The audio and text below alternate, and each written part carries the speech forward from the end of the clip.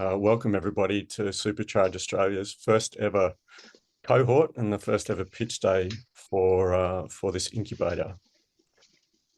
Next slide, please.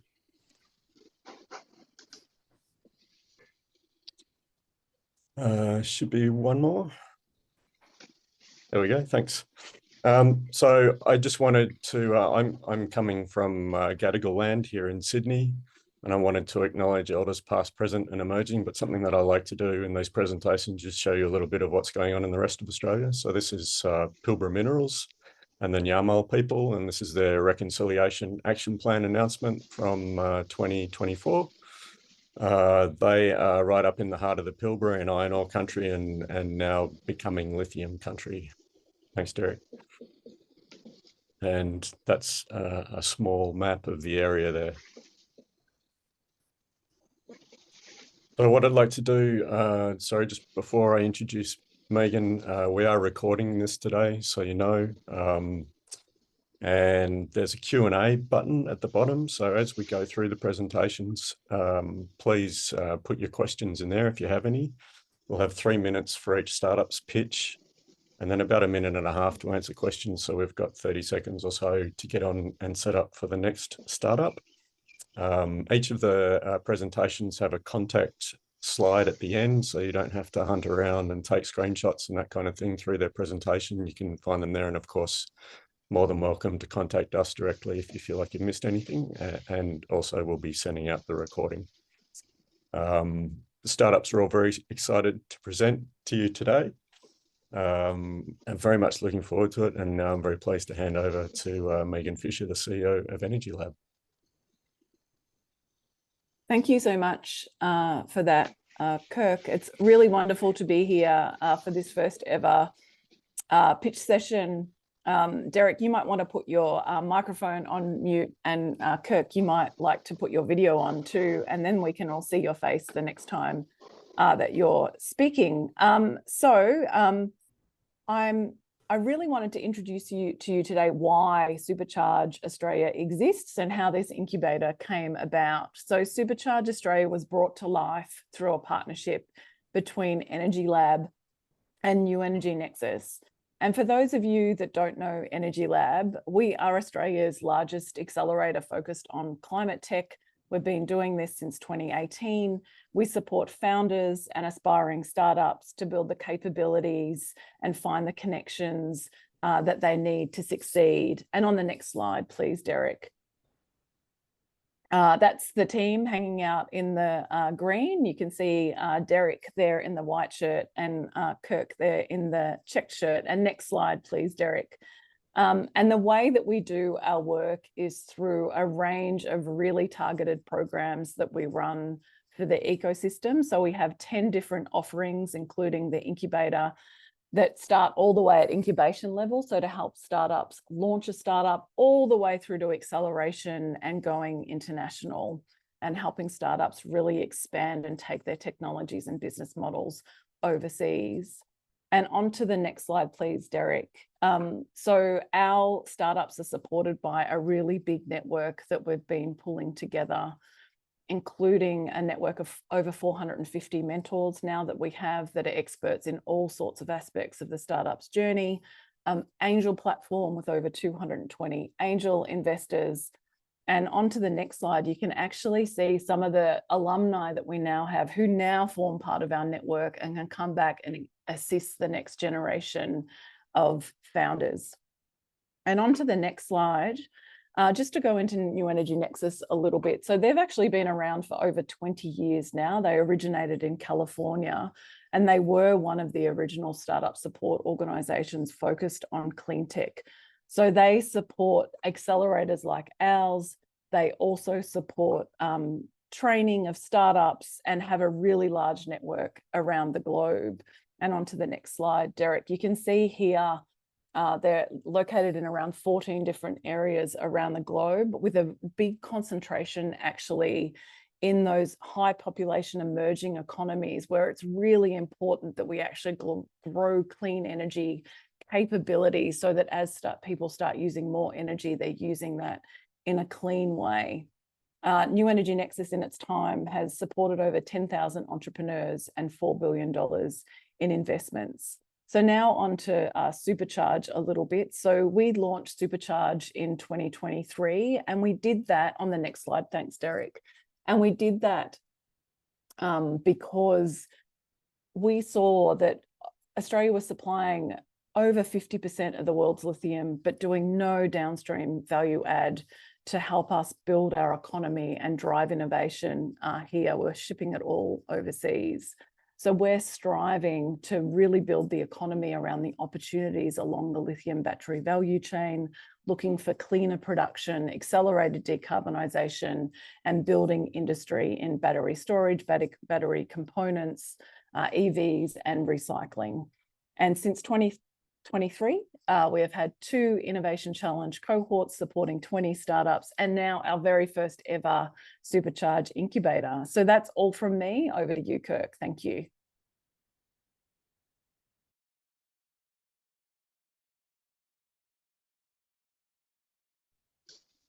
Kirk, you're on mute. Thank you. Sorry. I won't go on mute again. I'm terrible at swapping that one. Go to the next slide for me. I think Megan's covered these. Thank you. My video is on. I'm not sure if you can see me or not, but you're not missing out on a lot. So it's very important that we just go through quickly what the incubator is all about.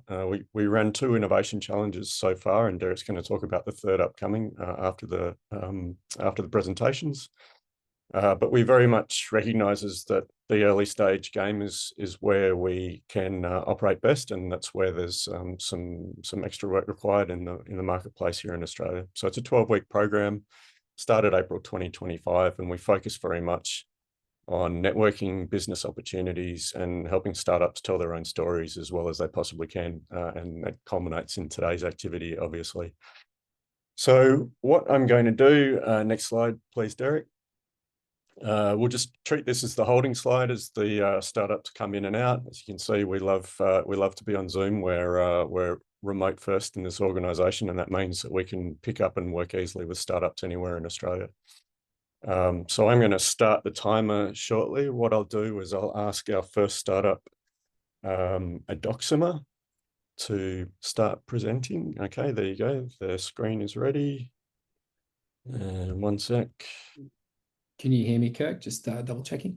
Yes, thanks, Chris. Can hear you loud and clear. So as we just said, here's Chris from Adoxima, and your 3 minutes starts now.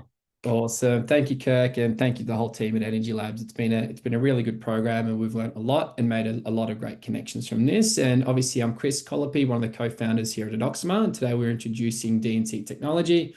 Before I jump into it, though, I want to obviously address what problem it is that we're focusing on. And we're looking at inefficient production processes for high purity materials within the lithium battery supply chain.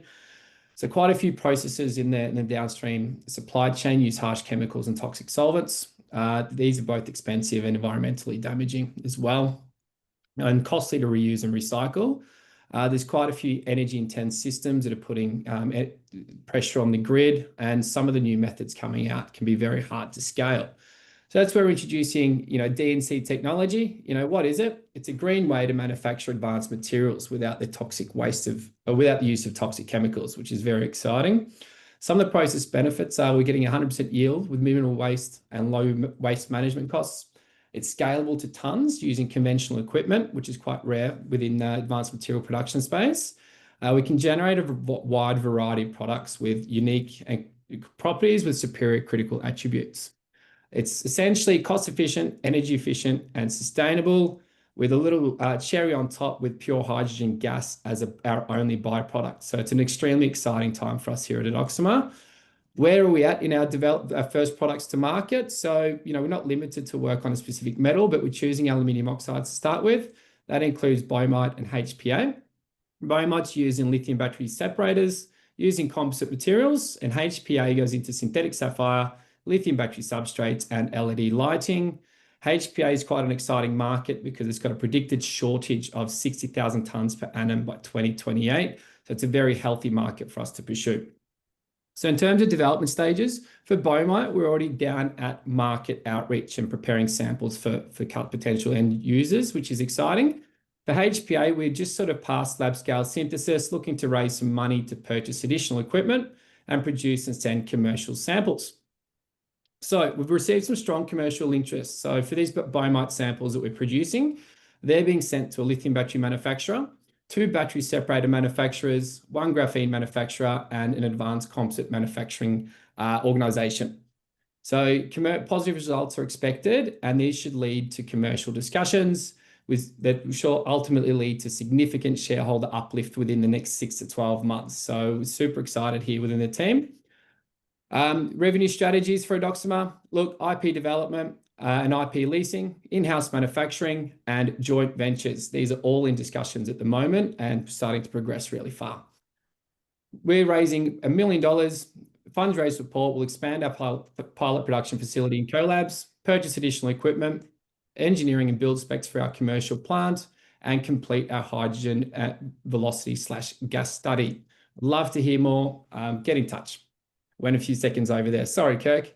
I sped up when I said 3 minutes. So That's okay, Chris. I don't see any questions in the Q&A. I wondered if you would like to, I know Derek's just working behind the scenes at the moment.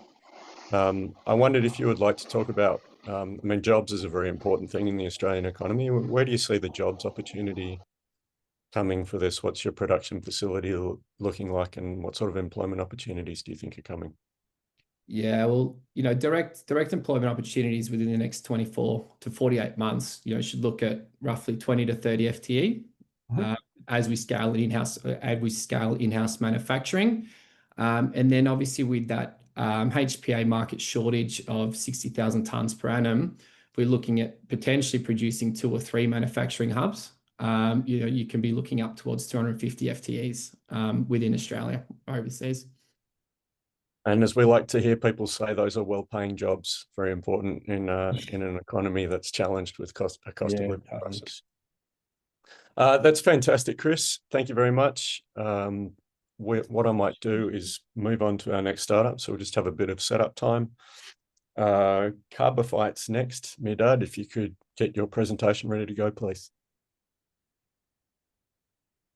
Okay, can you see my screen now? Okay. Yes, we can. Yeah. All right, let's stop this one. So everybody's had a little preview. Mirdad from Carbophyte, take it away, please. Your 3 minutes starts now. Rechargeable batteries are key to achieving net zero, with production expected to increase 10 times in the next 10 years. However, the main challenge is the shortage of critical active materials, such as carbon-coated anode and cathode. Carbon coating is essential to extend the lifespan of these precious materials and also improve their performance, often tripling their values. Currently, this process relies heavily on coal tar pitch, a toxic, high CO2 intensive material coming from China, and its production is going down and cannot meet the growing demand of the industry.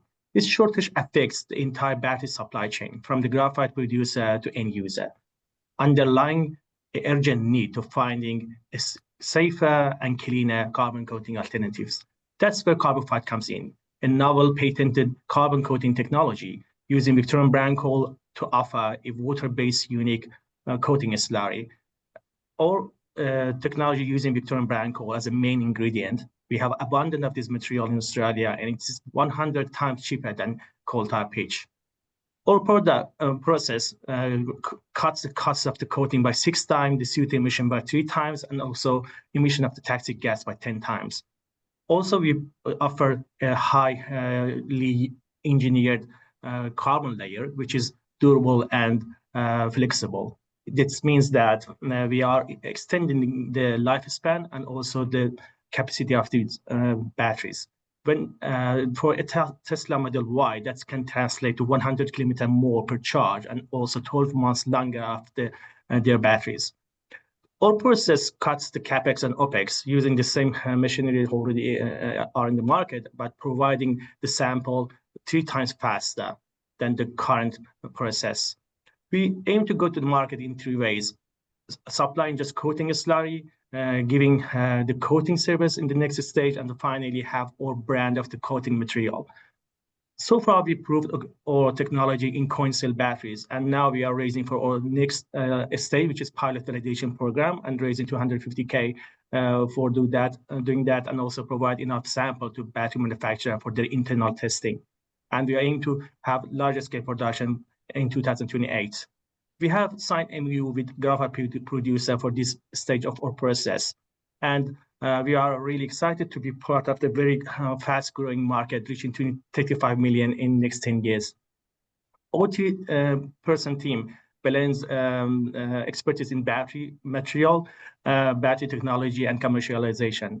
And with the support from the government through the RNA and IGP, we like to invite you to join us as investor and partners. Thank you so much for your attention. That's perfect, Medad. We're getting closer and closer to that 3-minute mark. Congratulations. The Q&A has popped up a few points. Let's see. Kirk, those ones will be for Chris, but I'm happy to start. Medad's question. I was just trying to interpret that, actually. Look, I know Medad, and we talked about one, but I just wanted to riff on the jobs one that we talked about before, particularly for Medad. You and I have been working a little bit on seeking some support from Latrobe Valley, which is an area going through the energy transformation and a jobs transformation for the people that have long worked there in brown coal. Can you tell us a little bit about the job opportunity that you're seeking to set up down there? Yeah, sure. We are aiming to have all slurry production in Latrobe Valley, so which is very close to the Victorian brown coal mines, and there is a really a big chance that we can create a lot of jobs, between 30 to 50 jobs in our next stage. And the good point is that that manufacturing has to stay in Victoria, and is going to be forever. Even we go forward the process and the coating outside and overseas, still we're going to have create enough job in that area, and have like a hub for the battery material production in Victoria Latrobe Valley. Yeah. Fantastic. And a quick one from Ben Lindsay. He says, this is a patient timeline to commercialization. Love the urgency. What would you need to accelerate your first 10,000 tons per annum? So now we are doing that pilot validation with the battery manufacturer and the graphite manufacturer, and the two of them are in that stage to go to next, the downstream processing of the material coming out of the mine. And even with those two customers that are in line, we can go to around 100 ton per year production for. And this is going to happen with Arena. We are already talking with them to match fund that larger scale production for the next stage. Yeah. Okay, love it. Love the sense of urgency. It's fantastic. Thank you, Medad. Thank you. Next up is Innovoltic, and Dylan, can you share your presentation, please?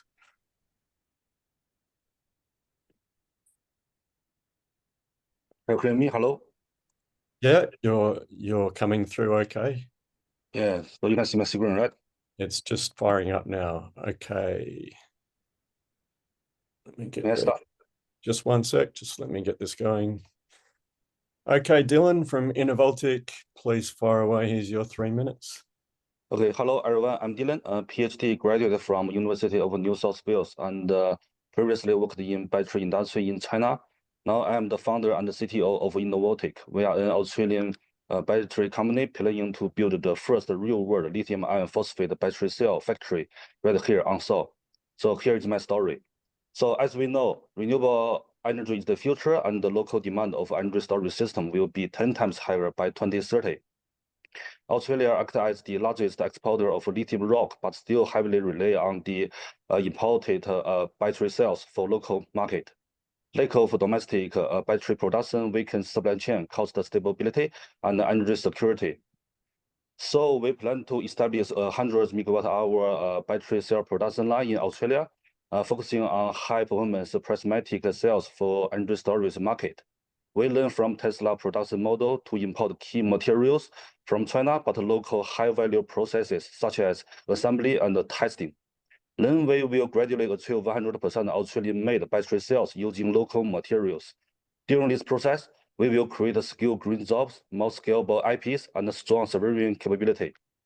I know people worry about the cost of local production, but in our calculation, if the whole battery value chain from cell production to lithium refinement localized in Australia, the price per kilowatt hour of LFP battery can be comparable as the imported one. Also, we enable faster customization for Australian standards and also the market, and will seek government support through grants, credits, and incentives. Also, we have a better export potential than Chinese batteries in terms of tariff. Our business model is simple. We can act as the OEM for local battery material companies and sign offtake agreements with energy storage integrators and provide battery as a service in the future. Also, we will move to the lighter aside business by setting up JV with worldwide battery companies and provide technical support to them. We are in discussion with local resources for the whole plan of Australian battery value chain. Now we are seeking local investors and strategic partners for funding and resource support, and attracting talents who can share the same vision to move this forward. So Innovotic isn't just building battery cells. We are building resilience, value, and the future model of clean energy manufacturing in Australia. Let's power Australians' clean energy and build Australian battery manufacturing future together. Thank you. Fantastic. Thanks, Dylan. Everybody's on fire. It's getting faster and faster. Don't go too fast, though. You don't want to use all of your 3 minutes. So let me just open the questions. One sec. I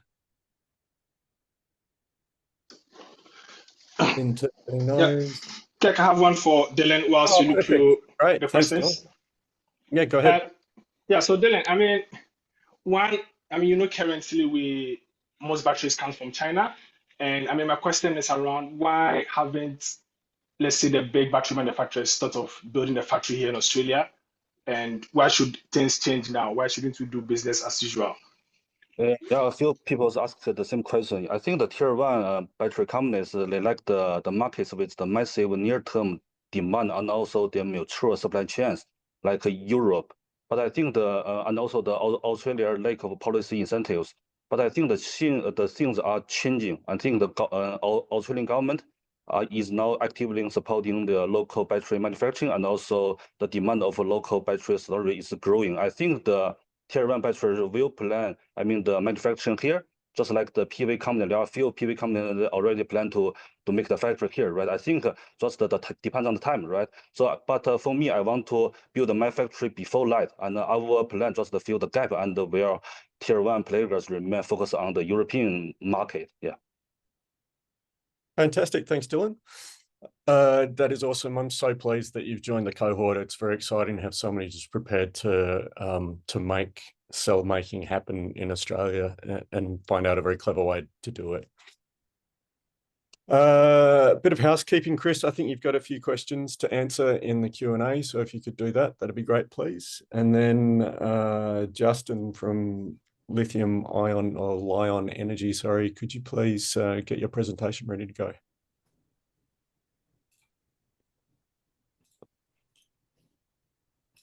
Right. It's just loading up. Fantastic. Okay, so here we have Justin from Lion Energy, all the way from a very cold facility in Western Australia in Perth. Thanks for joining us so early in the day. Go ahead, Justin. No worries, thank you very much. Okay, Lion Energy is Australia's first lithium battery reuse, repurposing and recycling company at commercial scale. The recent launch of our circular business model saw our annualized revenue jump from 200,000 to 2 million in just 4 months of operation from the start of this year. So we're looking for an investor to take advantage of our first mover position and to help us grow nationally. After months of successful research in 2023 into developing our lithium reconditioning process, my partner Sarah and I co-founded Lion Energy. The issue we're tackling is Australia's lithium battery recycling rates standing at just 13%, which is quite low, very low. So we started off with e-ridable battery rebuilds and advancing to off-grid battery systems EV rebuilds, even experimental aviation, flight batteries. We're now building the first of nine pilot containerized 2 megawatt microgrid battery. So all 100% repurposed recycled cells. So we're making recycling cheaper for waste managers by recirculating battery waste back into use. This is in hopes of fostering more lithium battery contracts taken on by these waste managers, which will lead to a natural increase of recycling rates as we go. So we're paid to manage battery and electronic waste for our clients. We have transparent, trackable and compliant services. So by stripping down each battery down to the individual level, which gets lower fees of end-of-life facilities, we're able to test each battery and cell for viability for reuse. We've got where we are today from revenue alone, no finance or investment today. And we have state-of-the-art testing equipment, modified manufacturing equipment to get us rapid throughput with high accuracy for battery testing that we conduct. So our primary targets are for clients, so waste managers, mining, manufacturing, government, anyone that really uses a great deal of lithium batteries, obviously. So looking to the future, we've designed and are starting to build our own fixed lithium battery recycling plant with no thermal or chemical processes at all. So it's, comparatively speaking, it's a far cheaper method of extracting the black mass, and it can be done a lot quicker in a lot more locations and large mega facilities. But yeah, that's pretty much it for now. Thanks for the time for hearing us out. If you want to hear more, give us a shout and answer any questions that come up now. Thanks very much, Justin. I think you've got one more slide with your contact details on it. If you could flick over to that one.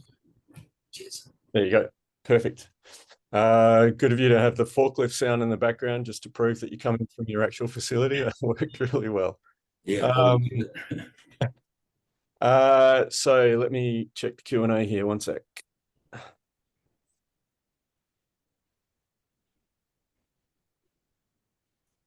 Okay, so one from Danin Khan. Thanks, Danin. Hi, Justin. Where is the feedstock coming from, and can you scale this? Scaling first, yeah, absolutely. It's a massively scalable idea or concept. We're doing about 30 tons a month as it is. The feedstock's coming from pre-existing contracts that we've got since the start of this year. Major clients like Veolia, Cleanaway, CD Dodds, Motorola Australia. So we're no shortage of clients at the moment, but we're growing our base very rapidly, which is a testament to the quality of the efficacy of the concept. And do you have like a kilowatt hour per time number that your new equipment and facility is targeting? Is there a metric like that you can share? Not at present. We've just started up the facility big enough to take the capacity that's coming in at the moment. Straight away we were overwhelmed at our last place, so we had to immediately move to a much larger place to get it all through. So it's been very successful so far. Okay, fantastic. Then Danin's got a follow-up, which I'll leave for you to answer. Somebody asking about exports to the Pacific, and then how do you secure the feedstock against the ultra-competitive Korea versus China black mass war going on that's causing challenges everywhere? Do you have an answer to that? It's not really too much of a challenge here at the moment, especially in WA with the large mining and industry sectors we have. There's stockpiles of batteries all over the place that are just sitting there because of the cost of transporting it. Okay. That's why we've come up with a little transportable recycling plant that semi-recycles the batteries on site, so we can ship them back without any danger. Okay, so locality still matters when you're talking about the kind of scale that we've got, and you have some good relationships too. All right, excellent. You should dive into the Q&A. There's a couple more questions there for you to answer as well. Thanks everybody for those. It's good to see everybody's waking up and firing them in. I really appreciate it. Okay. Next up, if Fiona, you could get ready, please.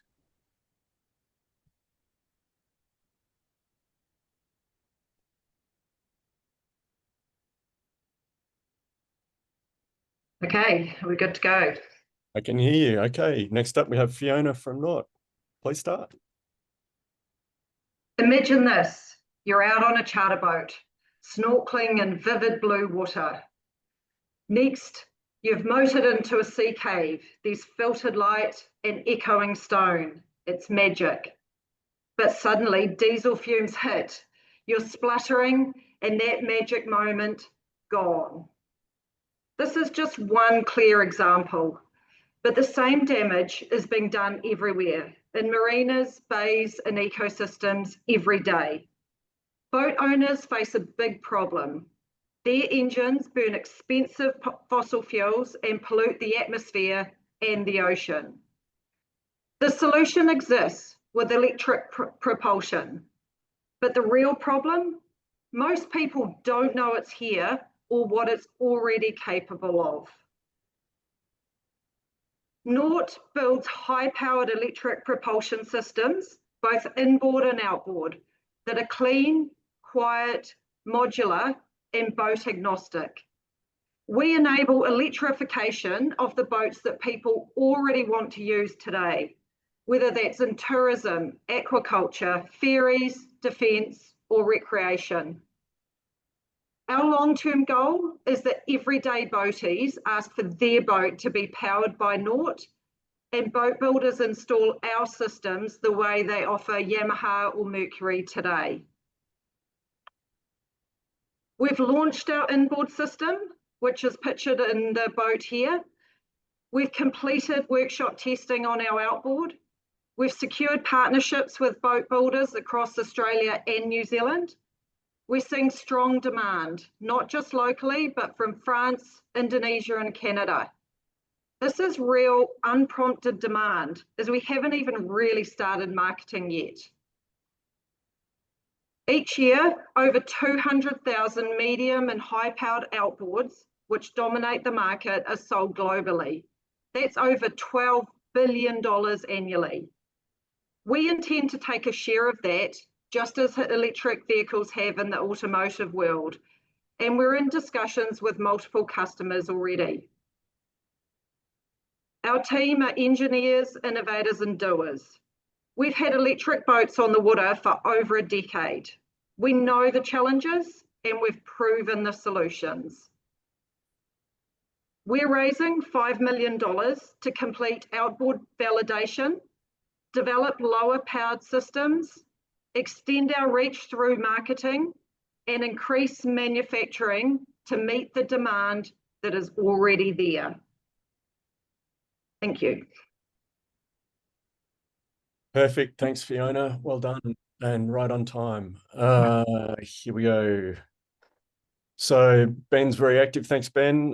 What's your unique value proposition and your go-to-market strategy that will secure sales and win against all the other players at boat shows? So rev us up a little bit, Fiona. Yeah, cool. Look, when we started because there was no electric boats or electric propulsion systems on the market. And we had done a number of electric boats with bespoke solutions. So we decided to make a product solution. Since then, there have been a few players that have come into the market. They tend to be lower powered. So our difference is that we are high powered solutions. So this is 300 horsepower continuous, peaking at around 500 horsepower. So it's a powerful version. You know, you might have seen a few that operate in the 10, 20, maybe 50 horsepower. Yeah, so we've got a big gap there in our power model. One of the other things is that we are boat agnostic. So the idea, as I said, is that we will work with boat builders and we can use their existing designs, and our system just slots in where the fuel tank and the outboard goes on the back today. And I think, as we discussed as well, there's a software solution here. This is an end-to-end solution that repowers the entire machine, which can be challenging from our work with retrofits, as we understand previously. And then, of course, as well, the existing players still want to sell fossil fuel-powered engines for a little while, and it's almost like Tesla. They're leaving the landscape open to aggressively attack a full-performance electric market. Thank you very much, Fiona. That was fantastic. And There are, yes, a few more questions in there for you too. Just make sure you click type answer, and then if you could answer those questions for everybody. Awesome. Thanks, Fiona. All right, next up we have Net Zero Engineering Solutions, please, Portia.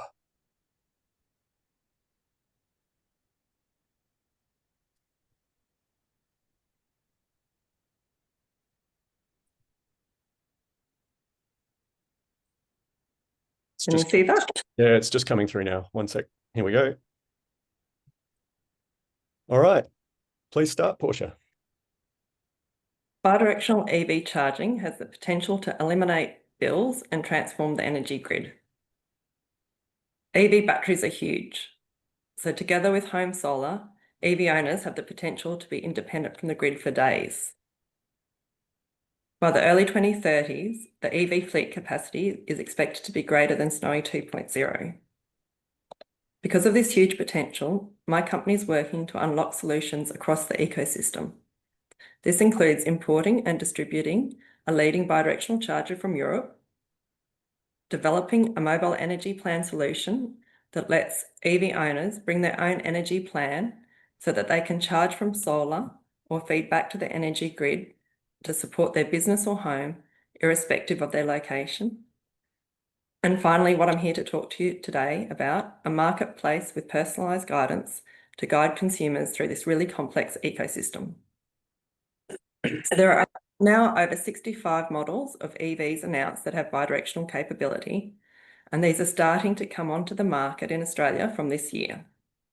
It's a perfect time to launch a marketplace for bidirectional charging.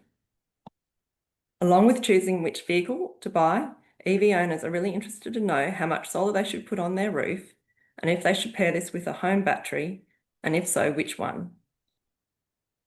I've developed a wireframe website to guide consumers through this whole journey, from choosing which EV to buy all the way through to which energy plan suits their personal situation best to make the most money. It covers everything in between, including the charger, home battery, solar and installer. And I've developed a similar wireframe for fleet vehicles. I've identified really good, high talented partners to develop this project with, and early estimates indicate a strong revenue potential. I'd be really keen to connect with investors to turn this wireframe into a commercial product. My name's Portia Rooney. I'm a process engineer and I've got over 20 years experience in the upstream energy industry, working on multi-billion-dollar projects and in operational environments for the likes of Santos and Origin Energy. I've been nominated for a Churchill Fellowship on bidirectional charging. I contributed to Australia's National Roadmap on bidirectional charging, and I was instrumental in helping facilitate Australia's involvement via Race for 2030 in the International Energy Agency's Task 53 on bidirectional charging. I'd love to connect with you and talk more about the solutions I'm working on. Thanks so much.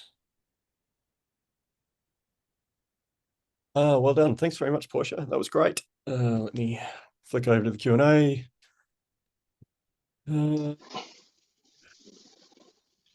Kirk, whilst you look after the question, Portia, I've got one here actually. Sure. Yep. Tom Klusterman asks, "Hi Portia, can you tell me a bit more about your possible business model?" So for the website, it'd be referral fees. So when I talk to charger manufacturers or people that are in the EV space, they're really happy for me to display their products on this website and give a commission, and also for a third party to provide independent advice, because it's hard when people come directly to an individual company for them to be able to be trusted. So yeah. Still a little bit of time. Did you want to mention that one, Derek? Oh, I just wanted to speak more about the mobile energy plan. If you could, Sure. delve deep into it. So that's a really exciting product. And at the moment, I've applied for an ACT Energy Innovation Fund grant, which we've been shortlisted for $500,000. And that's to do up a scoping study to really develop the best possible solution with that. And we've been talking with energy retailers, and the energy retailers we've been speaking to are really excited about this potential product. And so far, we've been in discussions with the top 3 energy retailers in Australia, along with Amber, and they've been really supportive of the project and have given us letters of support. And in a sort of a quick roundup sentence, what is it that's unique about the concept? Of the energy Mobile plan? energy plan, yeah. Yep. There's nothing else like it in Australia. There's the talks of it over in Germany too. Someone's working on a similar solution over there, but it's just unlocks the value chain for EVs, for apartment owners, people without off-street parking, fleet providers. It's very unique. Yeah. Okay, awesome. Thanks, Fiona. You have 1 or 2 questions in there. So again, just press type answer and you can answer those directly, please. Next up, please, we have Noise End, Paul and George, and Paul's presenting.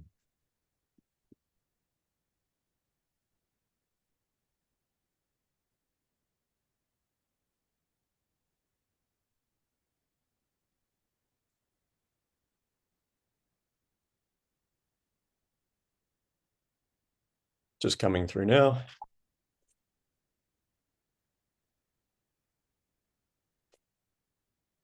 Okay, thanks, Paul. You ready to go? Noise End. Paul Monstead, take it away.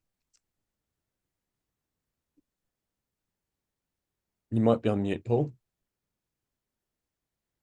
Okay. Hi, I'm Paul Monstead, Managing Director and CEO of Noise End.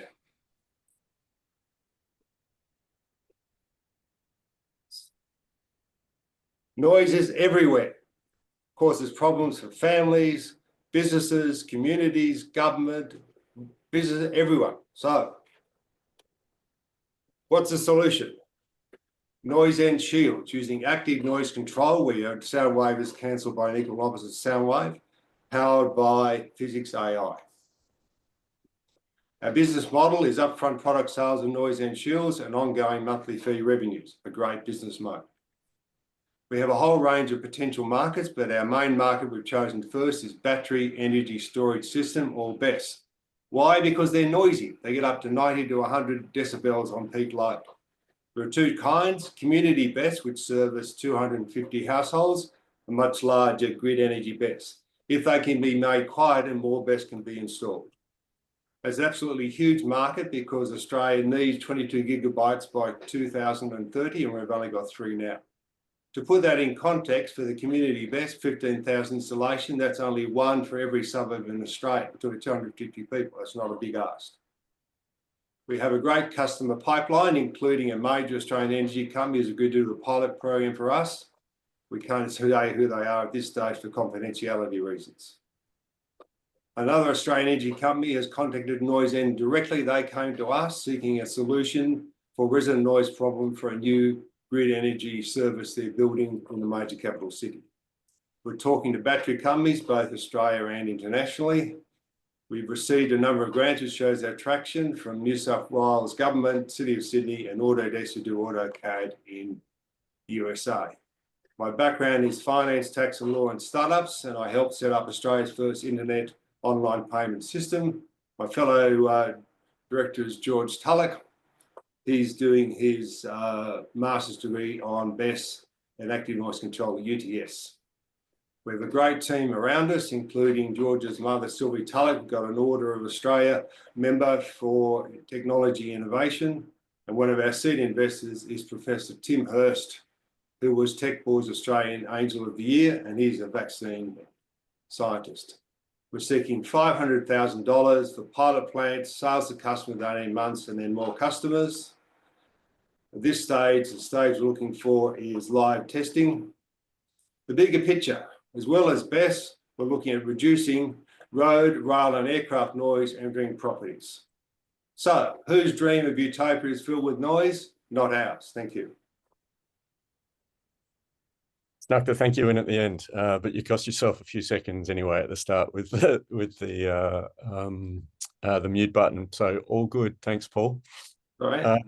Just looking for questions. Here we go. One's just popped in. So is fan noise the main problem you're solving hence equally applicable to heat pump compressors, aircon and hot water, often located near bedrooms, question mark, and probably a few exclamation marks as well. Well, I think the fan is a problem, but also transformer noise and inverter noise. We're particularly targeting low frequency noise, which is not particularly solved by current situations.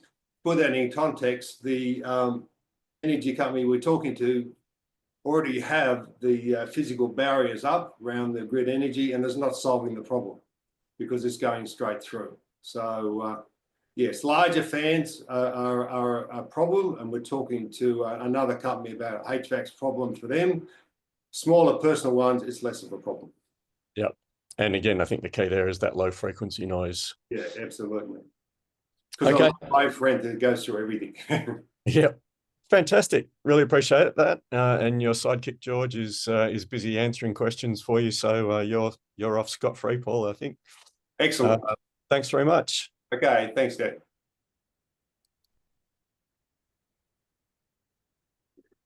Okay, next up, power block. You're way ahead of me, Julie. Thank you very much. Hang on, let me get the timer ready.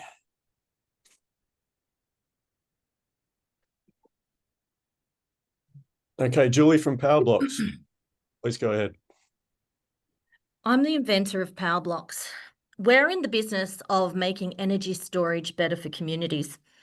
What that means is we're in the business of solving the fact that clean energy futures and resilience needs 300 times more energy storage than what we have currently on the planet. Now, if you imagine 300 times more, your little Tesla Powerwall in your garage, 300 times more of that just to do your 2 cents worth for the community, where are you going to put it is a predicament. It's a real estate problem, also a human resources issue. With the reduction or increased strain on the workforce for STEM and engineering and trades, we have a bigger problem for resilience as we have more catastrophic issues for the future, where we need to be able to quickly deploy and recover from future bushfires and floods. Over the 20 years of experience, I've been building beautiful urban environments for communities, as much as doing resilient engineered solutions that are interested in energy security and infrastructure security.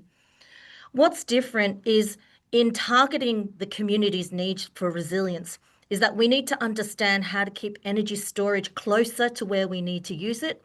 So then we are more cost effectively keeping our energy infrastructure cost efficient.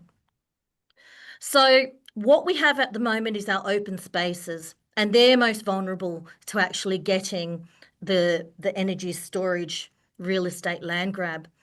So what we need to do is start creating more opportunities for putting clean energy options out there in the community. What our platform technology does is focus on making small things grow into big things, where the skill and barriers for implementation, installation, and retrofit can become invisible, such as this wall displayed here, where it's meant to be safe in relation to containing the risk associated with battery fires, and also in relation to modular and simplicity for maintenance and repair. Likewise, you can have various form factors such as a chair and other areas where you can actually not necessarily dig trenches and easements and create extra construction externalities to the community. What we have is a international patent approval that's published. We've got investment from UNSW and commencing a UNSW research program for testing the ballistic and destructive testing of material containment of batteries. And we have concepts for mini pilots and macro pilots in the community. So you can imagine the batteries of the future could be portrayed just as we've got here. It's a park, it's invisible, it's multifunctional, it's safe. It's everywhere. Imagine the Olympics. It's for one use, and then we deploy it elsewhere. Come help us. Be an integrator with us. Thanks. Thank you, Julie. That was great. Q&A time. Let's see what we've got.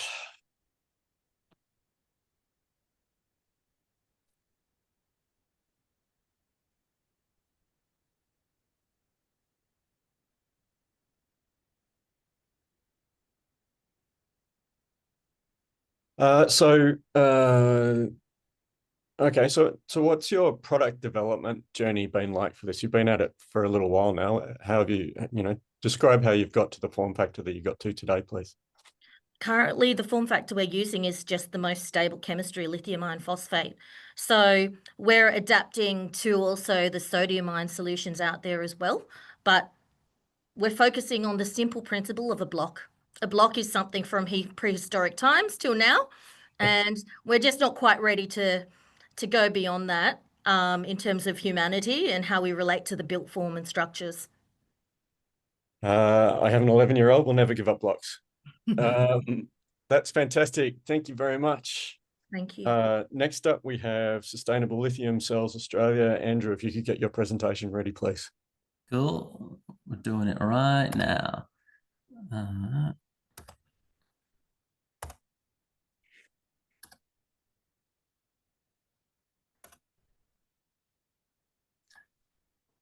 We can all see this? Yep, it's come through and we can hear you loud and clear. Your 3 minutes now. Okay, guys, thanks for having me. Hold on for this ride. So let's have a quick visualization. In Australia, we're going to have about 30,000 tons of small handheld batteries needing recycling, which is enough to fill up this cargo ship. There's the equivalent weight of 1,000 African bush elephants in lithium solar batteries alone needing recycling. And there's about 3,000 cars this year with EV batteries that are going to need to be recycled. So what's the problem with this? Well, this is growing exponentially. In the next 15 years, it's going to be 20 times as much. At the moment, only about 20% of our batteries are being recycled. And that recycling is just shredding it up into a fine powder we call black mass, which it seems some people are familiar with, and then exporting that overseas. So we're not retaining the full value of it.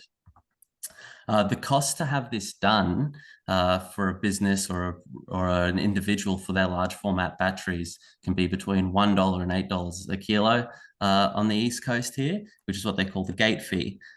So for the last 3 or 4 years, I've been trying to give lithium batteries a second life, and we've been getting them from a number of different businesses.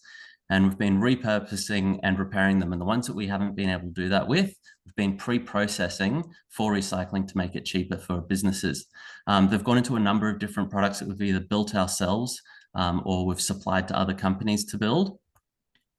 So far, we've been able to retain about $5 per kilogram profit for the batteries we recycle when providing free or at least extremely discounted recycling.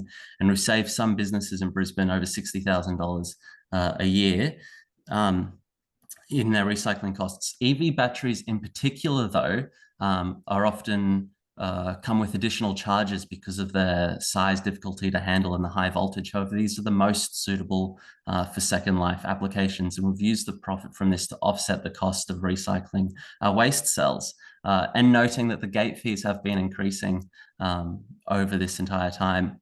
So what does our solution look like for EV batteries? Well, we've got this portable solar trailer, and we're working on standard size house battery energy storage systems. But what's special about them is that they can accept the cells from any type of electric vehicle, regardless of its make or model. So our first one that we built, our first prototype, we did for under $10,000. It, in comparison, for the same amount of money, you're looking at a lot less power, about 80% more value using this second life product, and it's portable. So what are we going to need to scale this? We're going to need a lot of certifications, or maybe a number of these, maybe not all of them. And assuming we sold these things for free, at cost, we'd still be able to access the $120 million in gate fees while still maintaining competitive gate fee rates. The cost to get this is less than $500,000. The other ways you can help us grow our business is by making introductions to people on the East Coast that have large format batteries they're looking to recycle. Fantastic. Thanks, Andrew. Love the graphics. Let me see if we're in Q&A here. Okay, will a government legislated battery manufacturer product stewardships scheme help your business model? Are you working to support such a scheme in any way? Yeah, potentially. So we've been, well, I got in touch with the Battery Stewardship Council at their inception, or close to, which is about the same time as us. And they said the pipeline to having second life or repurposing in their scheme was a bit further down the track. I'm a big fan of product stewardship. I think the people that bring these batteries into Australia should be responsible for their recycling costs, which is why I bring up the hypothetical of selling these batteries at cost, so that these companies, without having to pay more for their recycling, can help fund energy independence for people in remote communities. Fantastic. Awesome. All right, last one, everybody. Voltivate, Amir and Omid. Can you get your presentations ready, please? Thank you, Kirk.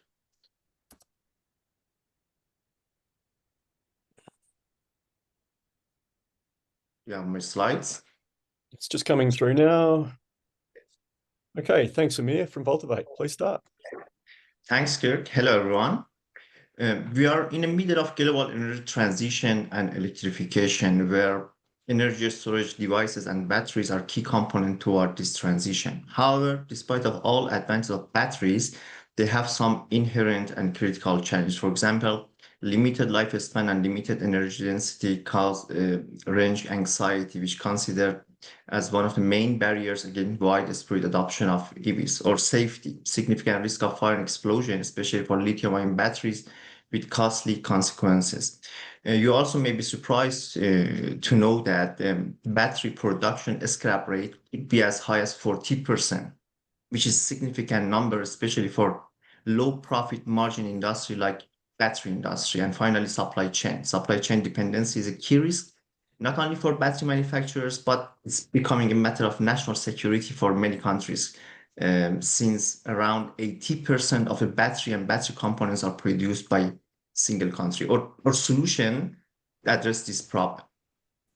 Battery does have four main components: anode, cathode, electrolyte, and separator. Separator is a thin and nanofiber within a battery. It controls safety and performance. Despite the fact that it's a very critical component, I could say it's remained under-innovated.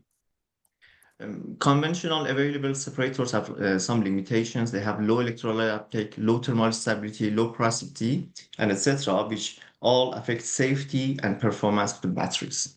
At Voltavate, we have developed a novel electrode-coated separators using electrospinning technology, which kind of 3D printing at nanoscale, I would say, with unique structure. It does have very high electrolyte uptake, high thermal stability, high porosity, which significantly improve both safety and performance. We could increase the lifespan of batteries by 2 times.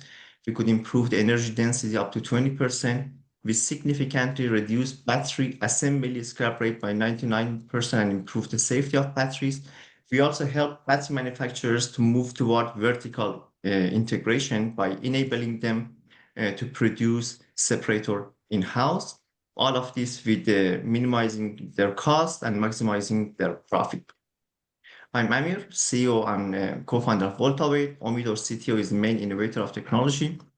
We are honored to have very well-known advisors, Professor Tony Fain from University of New South Wales, Professor Kranz from University of Colorado, and Reza Behna. We recently closed our pre-seed round, led by Artesian, followed by Investible and Electrify Ventures, and also we could onboard very well-known angel investors. If you need more information, I would be happy to share with you. Thank you. Fantastic, right on time, Amir. Okay, just going to the Q&A, one sec.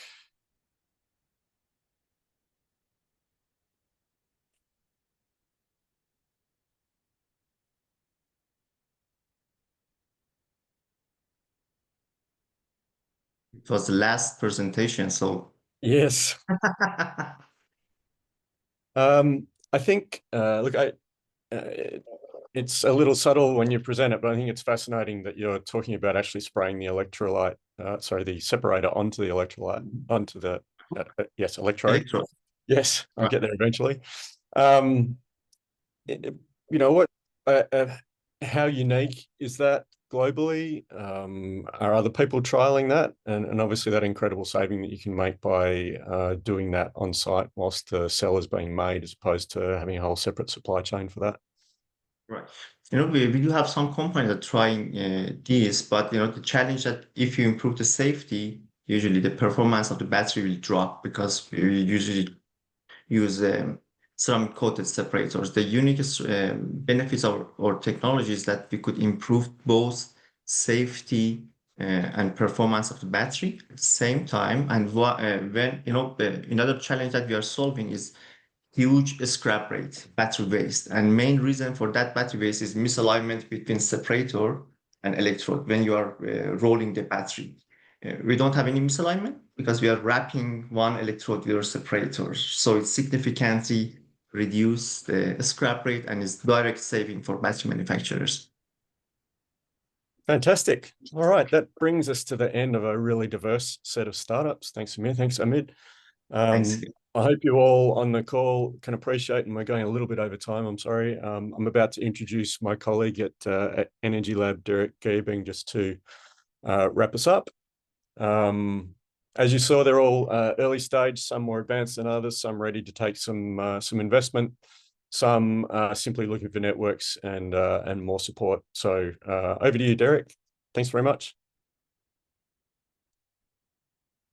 You might be on mute, Derek.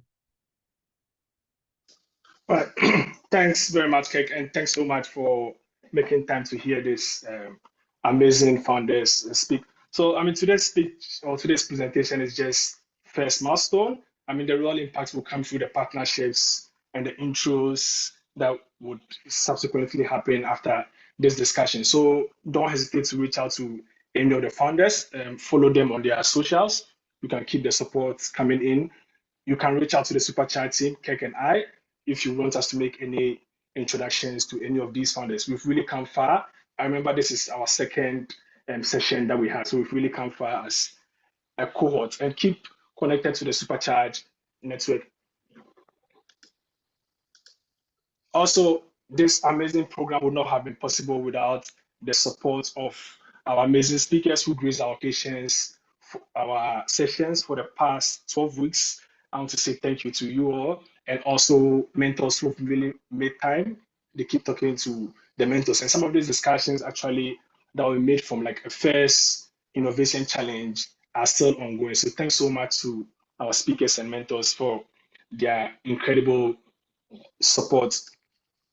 And finally, I'm also happy to announce that our third innovation challenge also opened. It's open today. It's live now. Once you scan the QR code, we'll be able to learn more about it and also be able to apply. Now, the innovation challenge is focused on teams. So last year we had EV retrofits, which I'll come to shortly. And this year we are taking a very broad team across any innovation across the battery value chain. It runs over 8 weeks, and that's 6-week weekly sessions. There'll be an industry roundtable. There's also an opportunity to present at the All Energy Conference. And finally, we do crown it with a pitch competition, actually. So that's a competition, which normally we do have those competitions in our Sydney office. And the winner will be taken to any battery-related conference globally by New Energy Nexus, and also be introductions to investors as well as key players in the ecosystem. So the picture on your right, that's Kek and Carl. And Carl and Courtney, they won the last innovation challenge. So we went to San Francisco together. We went to the Climate Action Week. He also attended the ACT conference, that's Advanced Clean Transportation Expo. We also made introductions to investors. So that's really exciting. So reach out to the Supercharge team, Kek and I, if you'd like to learn more. If you think there's someone who might be interested in this, please don't hesitate to send it out to the person. And that wraps things up. Thank you all very much for making time to hear this amazing pitches. Thanks. Thanks, everyone. Have a great day.